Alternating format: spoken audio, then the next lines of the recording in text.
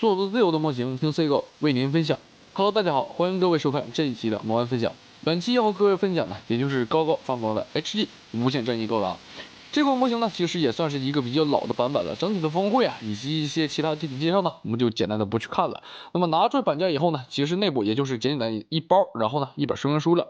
那么这一次所提供的说明书啊，依旧是正常的一个折页设计了，板件数量呢也就是4块左右，差不多也就是一个正常的状态了。那么这一次模型所提供的贴纸部分呢，我个人感觉呢，依旧是要稍微的好上一些的。总感觉高高呢，在某些 Z 的系列机体的话呢，这些贴纸啊处理的精度还是可以的。然后呢，在整体的板件质量方面呢，其实我们一板一板简单的来看一下，都是所谓的常规操作了，依旧是那种又油又亮的感觉。而且整体这个零件的发色，其实呢也算是一般般水平了，毕竟我们常熟知的。HG 无限正义高达呢，应该是那种品红色的，颜色要深一些。但是这一次所提供的外甲颜色呢，颜色要稍微的浅一些，所以说感兴趣的朋友，我建议是稍微的给它改颜色。加上这一次的板件质量呢，相对来说看上去还算是比较干净，没有什么太明显的缩胶或者坑坑洼洼的地方。所以说啊，各位感兴趣的朋友也可以进行一定的板喷处理，或者说呢进行一个笔涂的处理。那么板件我们就大致的看到这里了，剩下的时间我们来看一下这款模型拼完了以后具体素质表现到底如何。那么经过一段时间的组装呢，这一款高高的 HG 无限正义高达呢就已经是全部的制作完成了。我在做完以后，个人总结呢就是建议各位去，要么就最差你去买一个高高的 MG 无限正义，或者说呢你去买一个万代的 HG 新生版本的无限正义高达。这款模型说句实在话，也就整体的板件上可能稍微的干净一些，但是其他的素质表现呢和我们之前所介绍的那款短剑 L 不对，杀戮短剑呢是差不太多的。那么至于剩余板件部分呢，除了剩了一些光束特效件以外呢，还剩了一个小飞机专用的一个支架连接件了，这些都是常规操作了。那么我们就直接给它放在一边。其实对于我手中的这一台高高的 HG 无限正义高达呢，其实在面相方面，我个人认为还算是比较正的。但是因为贴纸呢其实是不好的，所以说我这里呢就选用了笔涂呢进行一个简单的补色，主要就是在眼眶部分呢是进行了一个涂黑，然后眼睛部分呢是涂上了一个金属绿色。但是我手中的这款模型的天线部分稍微有些歪，需要各位进行一定简单的调整。其实在这里就不得不吐槽一句啊，就是万代在当年设计这些老模型的时候，可能有一些所谓的动画崩坏或者是还原动画的样子，就导致这个脸看上去特别的长，就不是特别的好看。相比较之前我们所介绍过的这一款高高的 MG 无限正义高达呢，其实我个人感觉在面相方面还算是比较正的，但是眼部贴纸呢，依旧是需要各位好好的调整一下。最近总有朋友问我说，高高的这一款 MG 无限正义高达怎么样？单看当前这个素质表现呢，各位感觉到底如何呢？感兴趣的朋友也可以去尝试也看着我一下那期视频。我个人感觉呢，如果说是80块钱买这么一款高高的 MG 无限正义高达，也算是最近各位能够进行一定简单的把玩，因为板件呢还算是比较干净。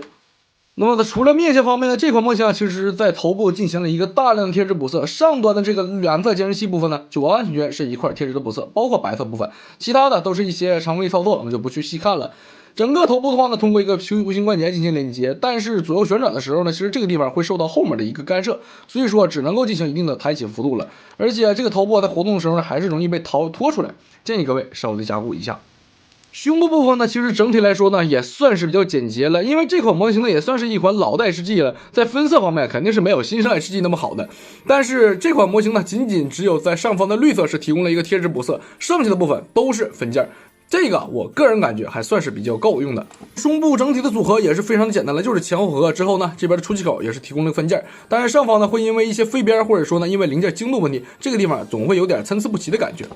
整个胸部只能够进行一定的左右旋转，因为通过了一个驻金卡榫进行连接，这些也都是一个老 HG 应该有的一个素质表现了。肩胛部分是比较干净整洁的，上方呢会有一定的高低差，需要各位进行一定的打磨。之后在整个肩胛外侧的白色零件能够带有一定的活动性，但是这个活动可以说呢是微乎其微的。之后呢，整个手臂部分也都是算是一个 C 的老 HG 系列的一个标准配置了，都是左右合。之后呢，嵌套配配件，然后上方呢是挂在了一个手臂的活动关节，这些都是常规操作了。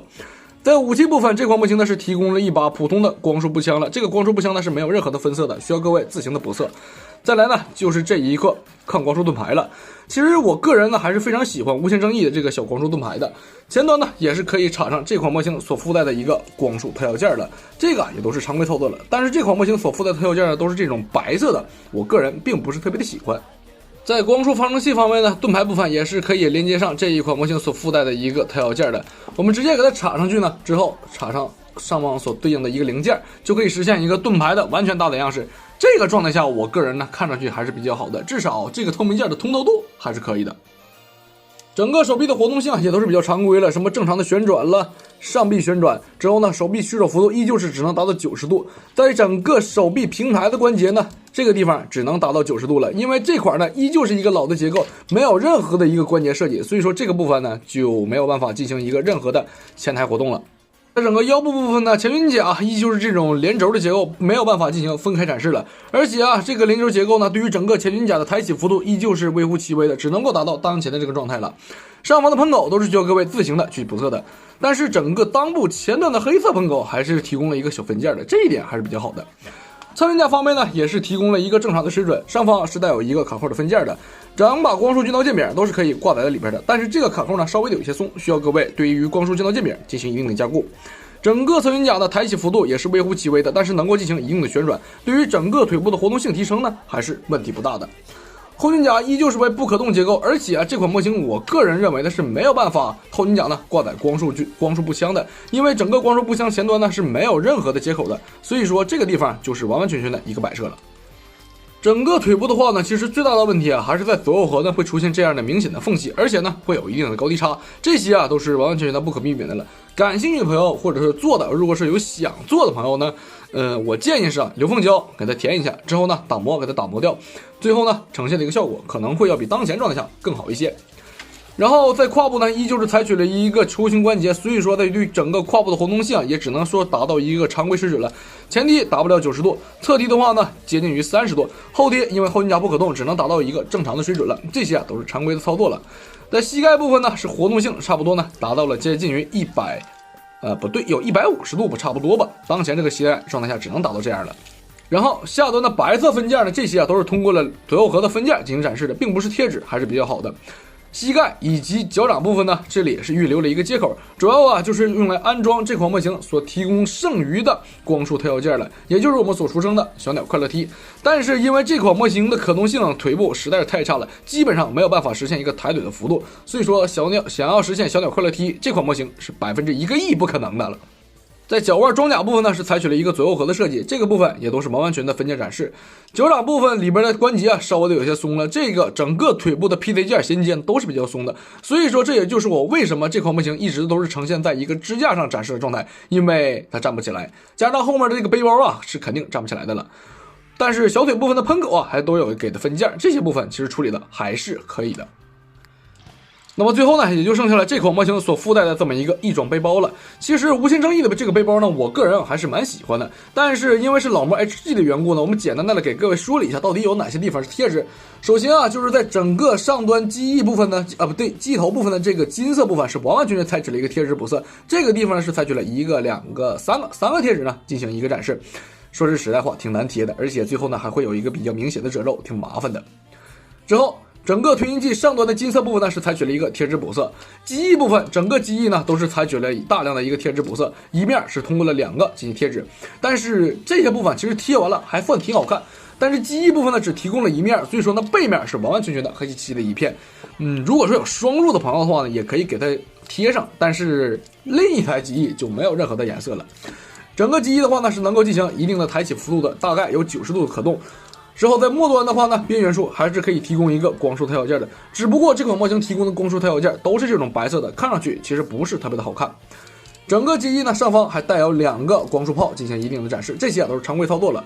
整个背包呢是和 MG 一样，通过了2个接口呢连接在背包上面的，因为这个接口其实是比较松的，所以说我这里呢直接进行了一个胶水粘死加固了，所以当前状态下也就不能实现一个无限正义踩在这个滑行机翼上呢呈现一个攻击样式了。而且一旦是将整个机翼呢给它翻折过来，头部需要拆除之后再进行粘贴再进行安装，这样的话呢才能够实现一个完整的滑行姿态。那么底下部分还有2个小握把，这些握把呢都是后续如果说想要摆出一个